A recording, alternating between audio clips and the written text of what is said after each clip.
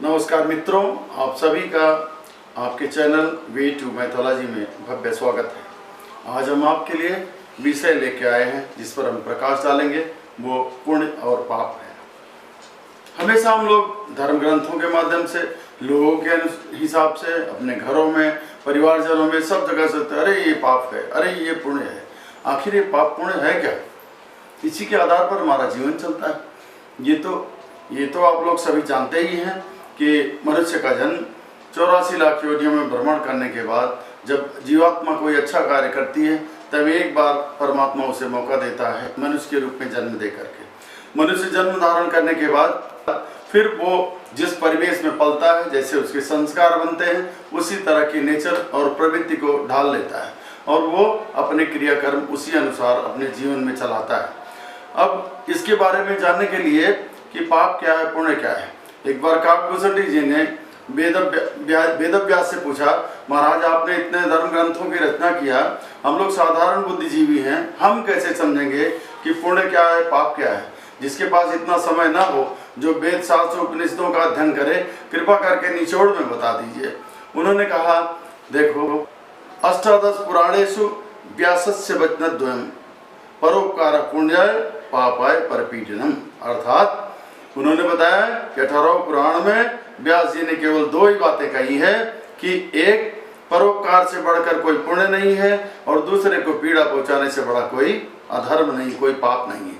अर्थात मनसा वाचा कर्मणा, जब हम किसी को हानि पहुंचाते हैं, किसी की पिटाई करते हैं, किसी की तरह अवमानना करते हैं, चाहे मन से करें, वाणी से करें, कर्म से करें, तो वो आत्मा अगर हमसे ज़्यादा सक्षम होता है वो जीव, तो तुरंत ही प्रतिक्रिया दे देता है, हमें मार पीट देता है, गाली गलौज कर देता है।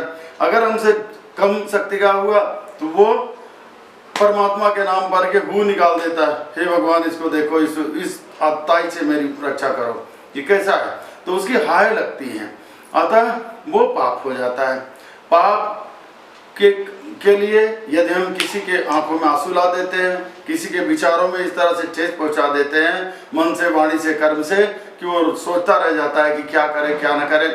आफ्टर ऑल हमें इस तत्व को जरूर मानना होगा, सभी के दिल में वही परमेश्वर है। अगर वही परमात्मा है, सबके दिल में बैठा हुआ, तो हम किसका तिरस्कार करें? हम किसी व्यक्ति विशेष का तिरस्कार नहीं करते, बल्कि उसके अंदर बैठे हुए परमात्मा को हम लोग आउट इस तरह से देख करके भी उसका त्याग करते हैं, उसका तिरस्कार करते हैं। अतः वो हमें माफ नहीं करेगा। अगर हमसे शक्तिशाली होगा, तुरंत हमें अपनी उद्दंडता दिखाएगा, अन्यथा उसकी आह निकल जाएगी और परमात्मा हमें दंड देगा। इसी तरह से वो कर्म जो हमारी आत्मा न कहे, अपने मन से सब तरह की सद्वृत्तियां और असद्वृत्तियां, दोनों वृत्तियां हमारे मन में है। परमात्मा का अंश आत्मा हमारे शरीर में बैठा है। जब तक आत्मा है जो कि परमात्मा का अंश है, हमारा शरीर जीवित है, उसके बाद हम मुर्दा बन जाएंगे। तो जीवित परमात्मा जब हमारे अंदर स्वयं बैठा हुआ है, तो वो सब चीज की रिकॉर्डिंग कर रहा है, सब देख रहा है कि हमारे मन में क्या चल रहा है, वाणी में क्या चल रहा है और आत्मा में क्या चल रहा है। इन तीनों को देखते हुए जो इस विचार से देखेगा, और जैसे हम कोई अच्छा कर्म करते हैं, कहीं कोई गिर गया सड़क पर, उसको उठा लेते हैं, डॉक्टर के पास ले जाते हैं, उसकी कोई चिकित्सा करते हैं, कोई उसकी सेवा शुश्रूषा से, हेल्प से हमें गुडविल मिलती है, हमें दुआएं देता है, और वो दुआएं हमारे काम आती हैं। तो पुण्य वो है जिसको किसी कार्य को संपादित करने से, किसी वाणी को बोलने से, किसी विवेचना से, जिसके लिए बोला जाए वो सब प्रसन्न हो जाए, और साथ में हमारी आत्मा प्रसन्न हो जाए, हमारा चित्त प्रसन्न हो जाए, इसका मतलब वो पुण्य का काम है। पुण्य और पाप भी अपनी कसौटी पर कभी कभी बदलते रहते हैं। देश, काल और परिस्थिति के अनुसार जो चीज सर्वदा सत्य है, वो सदा सत्य नहीं रह जाती। यद्यपि सत्य का परिपालन करना, सत्य बोलना सदा धर्म होता है, लेकिन कभी कभी झूठ बोलना भी धर्म होता है। उदाहरण के लिए, ये एक गाय है जो जंगल से भागती हुई चली आ रही है, आप वहाँ बैठे हैं, आपने देखा, लेकिन उसके थोड़ी दूर पीछे 4 कसाई आ रहे हैं तलवार लेकर के इस गौ का वध करने के लिए। आपने देखा कि गाय आगे आगे आई और किधर से मुड़ करके किस झाड़ी में जाके छुप गई अपने प्राण की रक्षा के लिए। अब थोड़ी देर के बाद वो कसाई आ गए, आपसे उन्होंने पूछा कि क्या आपने कोई गाय इधर भागते हुए काले रंग की देखा है? आप कहाँ बताइए, कहाँ छुपी है वो? अब धर्म तो कहता है, धर्म उस समय डिमांड करता है कि आप सच बोलें, क्योंकि वही पुण्य का काम है। आप बता दें कि हाँ गाय यहाँ पे गई, इधर से गई, वहां झाड़ी में बैठी हुई है, लेकिन नहीं, देश काल और परिस्थिति के अनुसार से उस समय सत्य ही बदल गया, उस समय झूठ ही धर्म हो गया। अतः आप बोलेंगे कि नहीं मैंने तो नहीं देखा, इस समय आप यद्यपि झूठ बोल रहे हैं लेकिन फिर भी ये पुण्य का काम कर रहे हैं, क्योंकि गौ की रक्षा कर रहे हैं, किसी के प्राणों की रक्षा कर रहे हैं। इसी तरह से अनेक उदाहरण दिए जा सकते हैं। जैसे सबको कहा जाता है काम क्रोध लोभ मोह सब छोड़ दीजिए। अगर कोई सब कुछ छोड़ देगा तो बताइए उसका गुजारा कैसे होगा। ये कहना सर्वथा उपयुक्त तो लगता है थियरी में, लेकिन प्रैक्टिकल में यदि हम जाएंगे, यदि हमारे पास मान लीजिए हमने सब कुछ परित्याग कर दिया, दुनिया में धन दौलत मकान दुकान सब परित्याग कर दिया, अब हमारे पास यदि कुछ बचेगा ही नहीं, तो हम कल को कोई अगर मेरे पास दुखी आत्मा आएगा, प्यासा आएगा, कोई भूखा आएगा, भैया कोई मदद कर दो, हम कहाँ से मदद करेंगे, अपनी मदद कहाँ से करेंगे। इसलिए नहीं, लोभ भी करना चाहिए, मोह भी करना चाहिए, एकदम से नहीं परित्याग है कोई चीज, थोड़ा करना। जैसे हमें अपने देश से मोह होना चाहिए, अपनी भाषा से मोह होना चाहिए, अपनी संस्कृति से मोह होना चाहिए, अपनी सभ्यता से, अपने धर्म पर, अपनी उदारता, अपनी सब नीतियों पर हमेशा, अपने बाल बच्चों से, अपने परिवार से, अपने देश से सदैव मोह रखना चाहिए। इसमें चाहे कोई पक्षपात समझे या ना समझे, इतना होना ही चाहिए। इसी तरह कहते हैं क्रोध त्याग दीजिए, क्रोध त्याग दें। बॉर्डर पे एक जवान खड़ा है बंदूक लेके, दूसरी तरफ दुश्मन खड़े हैं। अब वो अगर कहे कि सब क्रोध का सर्वदा त्याग कर दो, वो तो दुश्मन आकर के उसको गोली मार देंगे, मर जाएगा, और हमारे देश में भी घुस जाएगा वो चारों तो दूसरे विदेशी लोग, विधर्मी लोग आ जाएंगे और भी नुकसान करेंगे। इसलिए नहीं, उस समय पुण्य यही है कि अपने धर्म का पालन कर, गन उठा and kill them, instantly kill them. वही उस समय धर्म है, वही उस समय पुण्य है। अतः सब एक्सेप्शंस हैं सब चीज में, everything has got its own exception. जब उस एक्सेप्शन की रीति आ जाए, इसीलिए बुद्धि विवेक का ध्यान रखना है। पाप और पुण्य एक ही सिक्के के दो पहलू हैं। कब को एक तरफ करते तो पुण्य हो जाता है, दूसरी तरफ वही पाप हो जाता है। यद्यपि इनकी कोई यथार्थ सीमा नहीं है, यथार्थ परिभाषा नहीं है।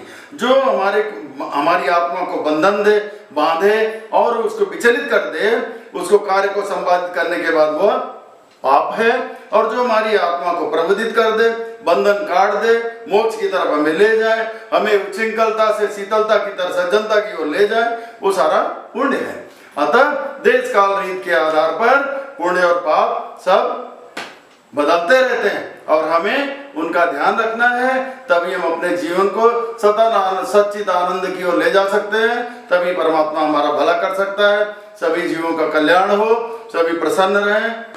अंत में गोस्वामी तुलसीदास जी के शब्दों में मैं विवेचना करना चाहूंगा। परहित सरिस धर्म नहीं भाई, पर पीड़ा सब नहीं अदमाई, परहित बस जिनके मन माही, तिनका जग दुर्लभ कछुनाई। अर्थात गोस्वामी जी कहते हैं दूसरे की हित से बढ़कर के कोई धर्म नहीं है। अर्थात जो भी कोई व्यक्ति पीड़ा में, पतन में, मजबूरी में, परेशानी में, गरीबी में पड़ा है, उसकी मदद कर दीजिए। सबसे बड़ा धर्म, सबसे बड़ा पुण्य वही है। और परहित बस जिनके मन माही, जिसके मन में दूसरे की मदद करने की भावना भी आ जाती है, वो सबसे बड़ा बुद्धिजीवी है, सबसे बड़ा विवेकशील है, सबसे बड़ा धर्मानुयायी है। और ऐसे व्यक्ति के लिए इस संसार में कोई चीज, कोई विषय वस्तु दुर्लभ नहीं है। अतः जो काम परोपकार के लिए, सदाचार के लिए, करुणा के लिए, दयालुता के लिए, मुदिता के लिए, प्रेम के लिए, सुचिता के लिए, परोपकार के लिए किए जाते हैं, वे सब पुण्य की श्रेणी में आते हैं। और जो अंत में मैं ये कहूंगा कि इन तीनों के लिए हमें पूर्ण बने रहने के लिए हमें कैसा करना चाहिए? दूसरों के साथ सदा न्याय करना चाहिए। कैसे करेंगे हम? आत्मोत्सर्ग भूतेश, अपने जैसे सभी जीवों को समझें। यदि हम रेस्पेक्ट चाहते हैं तो हमें दूसरे जीवों की भी रेस्पेक्ट करनी पड़ेगी, सबको अपने जैसा समझना पड़ेगा।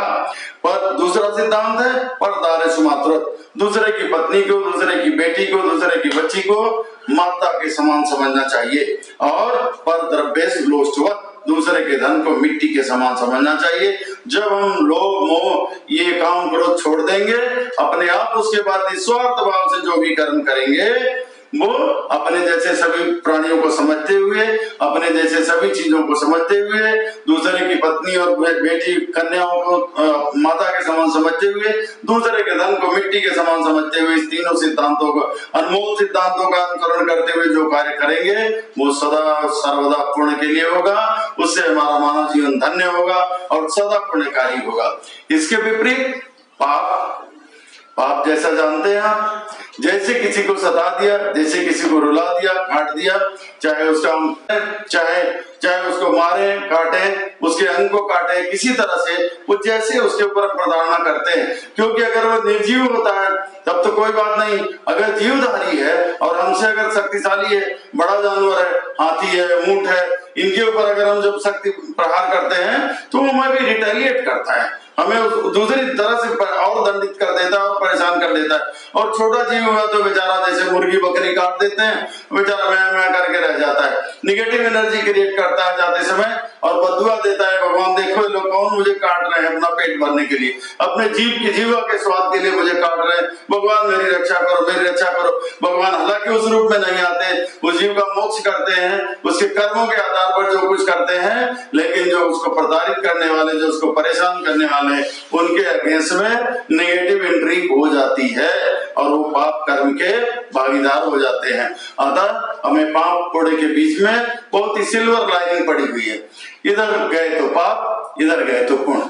जिससे किसी को कष्ट दिया, तकलीफ दिया, वो पाप हो गया, जिसके दाहिनी तरफ गए, उसकी सेवा शुश्रूषा में, भक्ति में उसके मगन के लिए उसकी प्रशंसा किया, उसको अच्छे रास्ते पे लाए, उसको अच्छा गाइड किया, वो सब पुण्य की श्रेणी में आता है। यही पाप और पुण्य का चक्र है जो जीवन में चलता है। अगर हम सब ने इस चक्र को साध लिया, पाप और पुण्य की थियरी को समझ लिया, पाप से वंचित रहे और सदा पुण्य करते रहे, सब दूसरे के लिए हमेशा अच्छा सोचे। अगर हम दूसरे के लिए अच्छे विचार लाएंगे, अच्छा सोचेंगे, बट नेचुरल हमारा भला तो अपने आप हो जाएगा। अंत में सर्वे भवन्तु सुखिनः, सर्वे सन्तु निरामया, सर्वे भद्राणि पश्यन्तु, मा कश्चित् दुःखमाप्नुयात्।